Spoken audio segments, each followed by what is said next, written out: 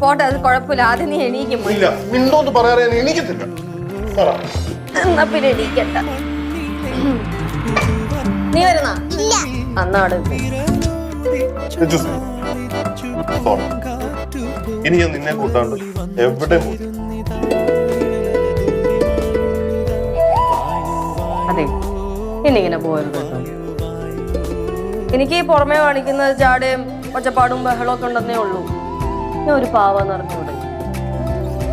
പിന്നെ നിനക്കറിയാലോ, എനിക്ക് നീയും കുഞ്ഞൊക്കെ ഉള്ളൂ. അതുകൊണ്ടാണ്